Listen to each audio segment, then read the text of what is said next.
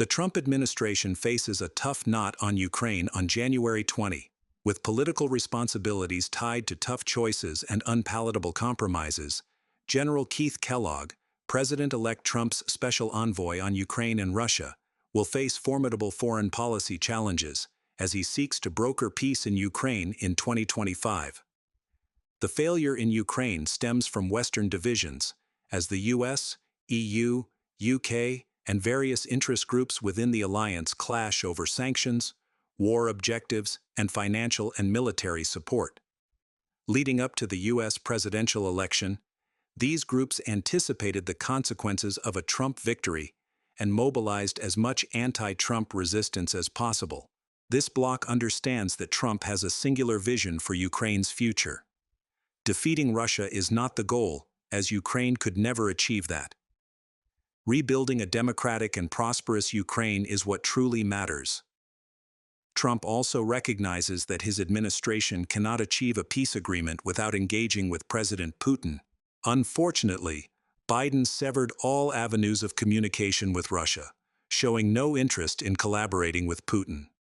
Biden aimed to isolate both Russia and Putin entirely.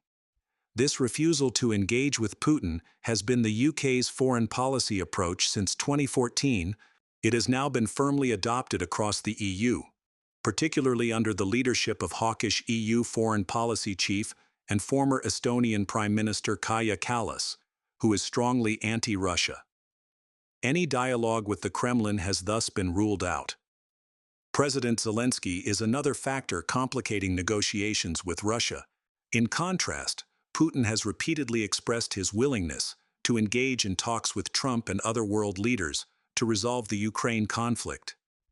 Therefore, Envoy General Kellogg must remain open to Russia and encourage European leaders to restart diplomatic efforts and adopt a more pragmatic approach to Russia to seek viable solutions for all parties. Additionally, NATO cannot continue asserting Ukraine's future membership without guaranteeing Ukraine's security.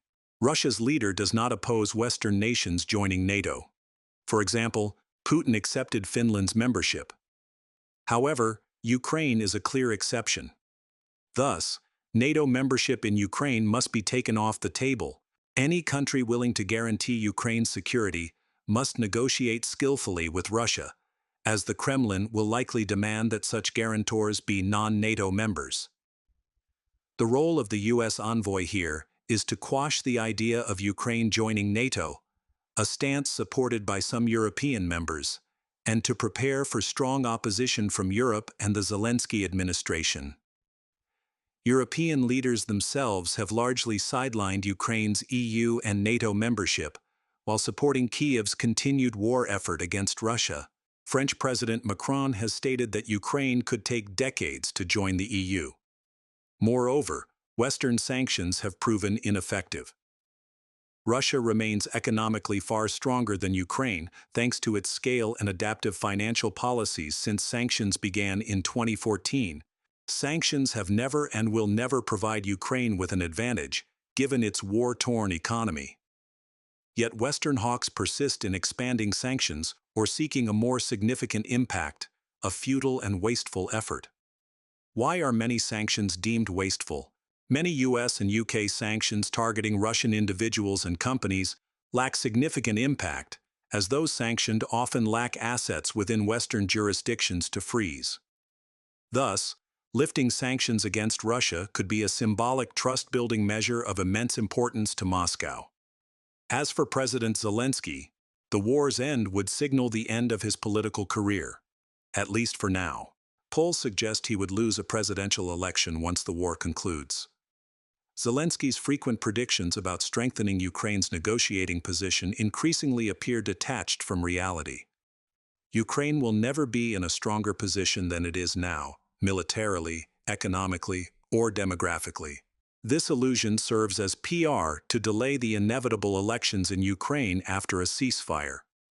President Zelensky played a pivotal role in rallying Western unity to support his nation during the war.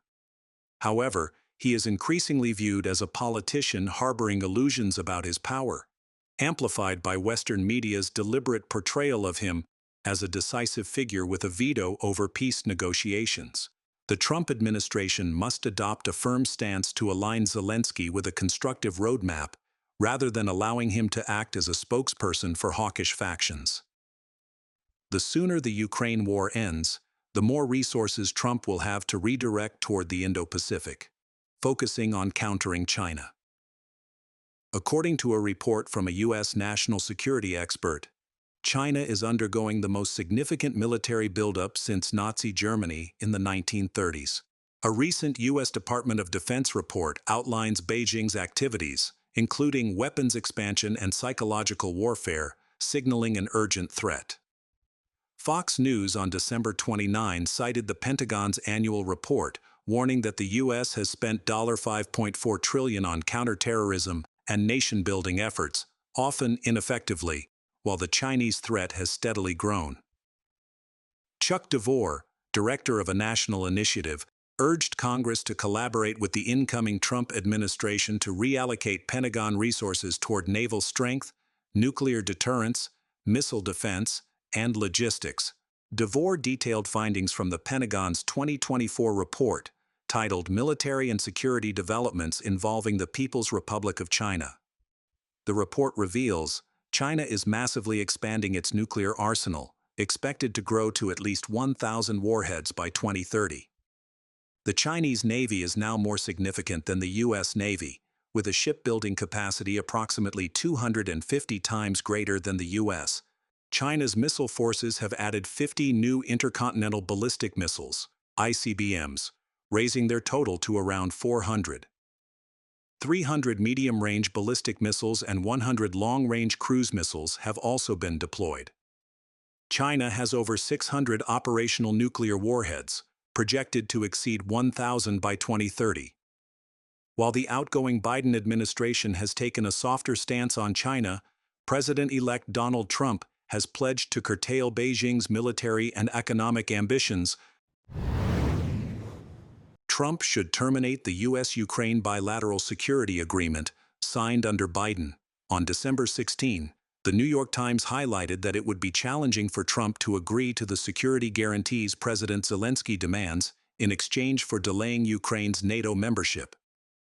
Kyiv remains uncertain whether Trump will continue or cancel the bilateral security agreement signed by the Biden administration with Ukraine in June. The agreement institutionalized U.S. military aid to Ukraine and obligates the U.S. to continue substantial assistance if the conflict reignites. Notably, the deal includes a clause allowing either party to terminate it with written notice through diplomatic channels, effective 6 months after notification. This legal provision provides Trump the opportunity to cancel the agreement and refocus U.S. resources on its military pivot to Asia strategy, without being drawn into another proxy war with Russia in Europe. However, Trump would likely face intense criticism from anti-Russia hawks. Trump could increase the likelihood of canceling this agreement by withdrawing the U.S. from the coalition supporting Ukraine against Russia.